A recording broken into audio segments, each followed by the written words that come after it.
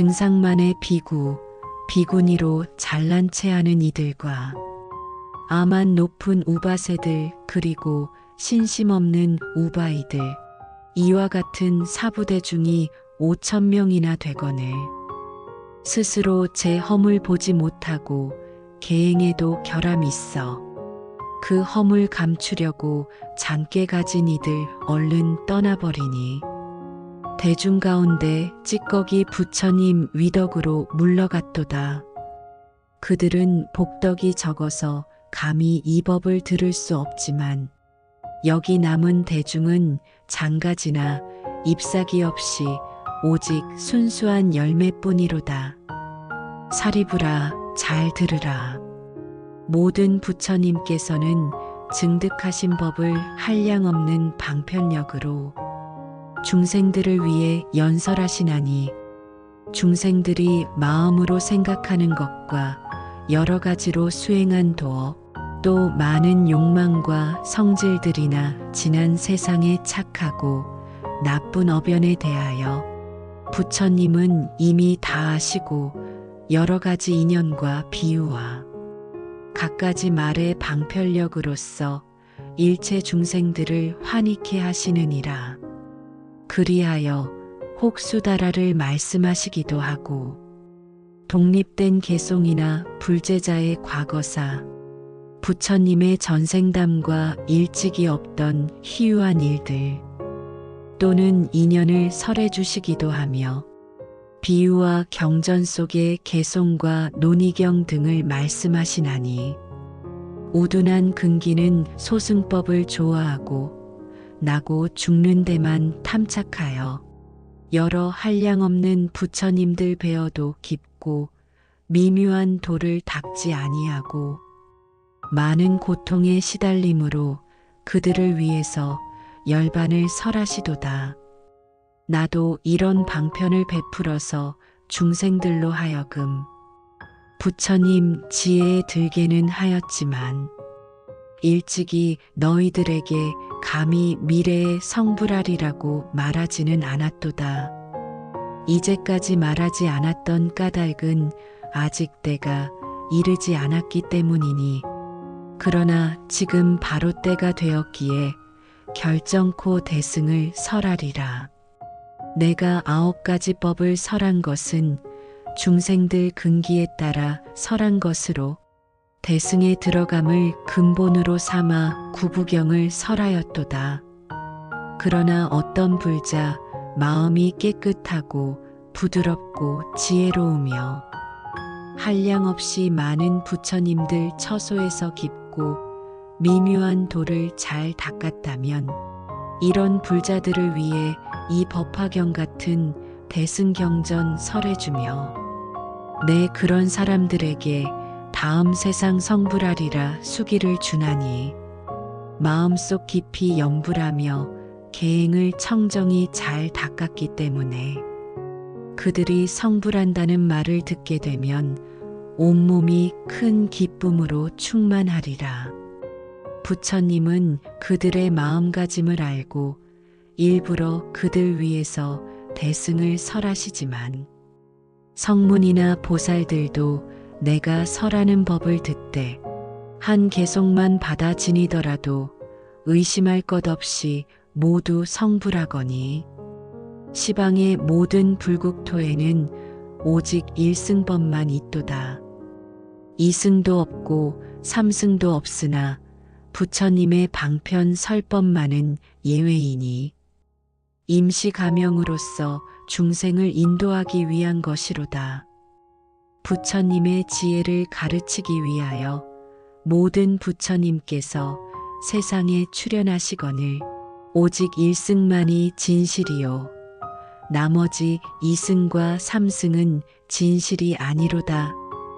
그래서 마침내 소승법으로서 중생을 제도하지 아니하시고 부처님 몸소 대승에 머무르시어 증득하신 법다옵게 선정과 지혜의 힘으로 장엄하여 중생을 제도하시나니 만일 스스로 위없이 높은 진리인 대승평등법을 증득하고서 단 한 사람이라도 소승으로서 교화했다면 부처인 나 역시 간탐에 떨어진 것으로 그런 일은 있을 수 없도다. 누구라도 믿음으로 부처님께 귀의하면 열에는 속이지 아니하며 또한 탐내거나 질투하지 않나니 모든 법 가운데 악업을 끊었기 때문이로다. 그러므로 부처님은 시방세계에서도 홀로 두려울 것이 없으며 30 이상으로서 몸을 장엄한 채 광명으로 세상을 비추어서 한량없는 중생들의 존경받으며 실상의 도리를 연설하도다. 사리불은 마땅히 알라. 내가 본래 서원 세우기를 일체 중생들을 나와 똑같이 성불하게 하는 것이었는데 내가 옛날부터 서원했던 것을 이제야 만족하게 되었도다.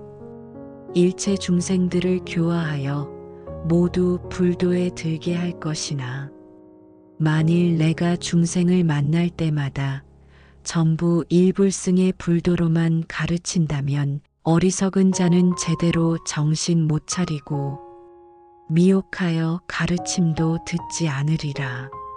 내 알기에 이런 중생들은 일찍이 착한 근본을 닦지 않은 채 오용락에만 깊이 집착하고 어리석은 애욕 탓에 번뇌만 일으키더니 여러 가지 욕심낸 인연으로 사막도에 떨어져서 육치 가운데 윤회하며 온갖 쓰린 고초 다박건을 모태에서 작은 형상을 받아 세세생생 날정마다 항상 고초가 자라나며 박덕하고 복이 적어 여러 가지 고통에 시달리도다.